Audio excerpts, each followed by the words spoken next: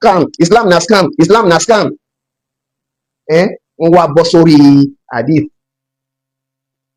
wípé àwọn tí ẹ fẹ́ báwọn èyí mùsùlùmí gan, àwọn fẹ́ bá yín ṣe nìkọ́ṣ pé ẹ jáde wá, nǹkan tí Al-Qur'ani sọ òun làwọn fẹ́ bá yín ṣe dìbéètì lé lórí, ẹ má mú hadith wá ibi tí mò ń lọ torí àwọn ò ní gba hadith.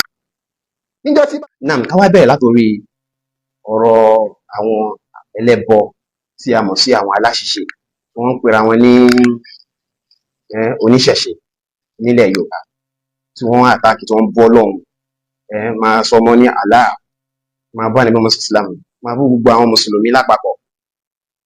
Kí ni nǹkan tó kọ́ ọ̀sẹ̀ gangan lélẹ́yìí tí ó dàrú fún gbogbo àwọn atabarántí níjọ́ tí Àwòrán Ìyá Agége tí ó bẹ̀rẹ̀ sí máa àtàkì Islam?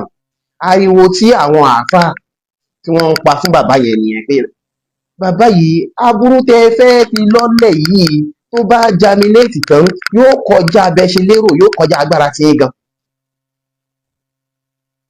Nínú àwọn rìsọ́ọ̀tì aburú yẹn, ìkan nínú ẹ̀ ló ṣẹlẹ̀ lọ́wọ́lọ́wọ́ yìí, táwọn aláṣìṣe tí wọ́n àtàkì Islam, tí wọ́n àtàkì Ọlọ́run. Ṣé wọn pé wọn ò tó àtàkì Ọlọ́run, bọ̀ wọ́n ṣe kí ni, wọ́n ń bú Ọlọ́run lẹ́ni tí àwọn ń bílíf pa àwọn àtàkì Allah. Bẹ́ẹ̀ náà ni fi ànímọ́ Islam náà sílẹ̀, wọ́n ń bú ànímọ́ Islam náà, tí wọ́n yàkàyàkà Islam àtàwọn mùsùlùmí. Consequence nǹkan tí Àwòrán Ìyá Agége ṣe ni níjọ́ tí àwọn ẹlẹ́bọ yìí tí wọ́n bẹ̀rẹ̀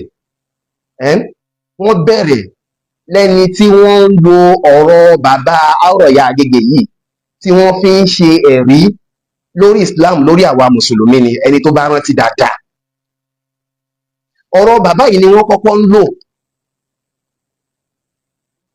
torí nígbà táwọn ẹran aláṣìṣe yìí ó bẹ̀rẹ̀, wọ́n kọ́ sọ pé Islam na scam, Islam na scam, Islam na scam. Wọ́n wá bọ́ sórí hadith wípé àwọn tí ẹ fẹ́ báwọn èyí mùsùlùmí gan, àwọn fẹ́ bá yín ṣe nìkọ́ṣ pé ẹ jáde wá, nǹkan tí Al-Qur'ani sọ òun làwọn fẹ́ bá yín ṣe dìbéètì lé lórí, ẹ má mú hadith wá ibi tí mò ń lọ torí àwọn ò ní gba hadith. Níjọ́ tí bàbá Agége yìí náà sì bẹ̀rẹ̀ ńkọ́, ṣé mọ̀ pé orí hadith náà ni bàbá náà ti bẹ̀rẹ̀ tí wọ́n ń rọ́bìṣì hadith ànábì Muhammad Islam lẹ́ni tí wọ́n ṣe kíni, tí wọ́n fẹ́ rẹ́líváǹtì pẹ̀lú àìmọ̀kan pẹ̀lú òdo. So òun ló fi já sí pé àwọn ẹlẹ́bọ yìí náà bẹ̀rẹ̀ láti máa àtàkì Islam pẹ̀lú pé wọ́n kọ́kọ́ ṣe kíni, wọ́n kọ́kọ́ rọ́bìṣì hadith. So wọ́n wá ń tọwọ́ bọnú Al-Qur'an lẹ́ẹ̀bì rí pé gbogbo àwọn kí lórúkọ eléyìí tí ó wà ní Ìbàdàn yìí tí tó wà ní Màlété tẹ́ pé kò jọ bí ìwèrè yìí ní máa ń ṣe káàkiri gbogbo àdúgbò gbogbo Màlété ìsọ̀ àdìẹmọ gbogbo Ọ̀ṣunbadé yẹn, eléyìí tó lọ òkè kúrẹ́ ta ní èṣù tí ń pera ẹ̀ níta lọ́lọ́run.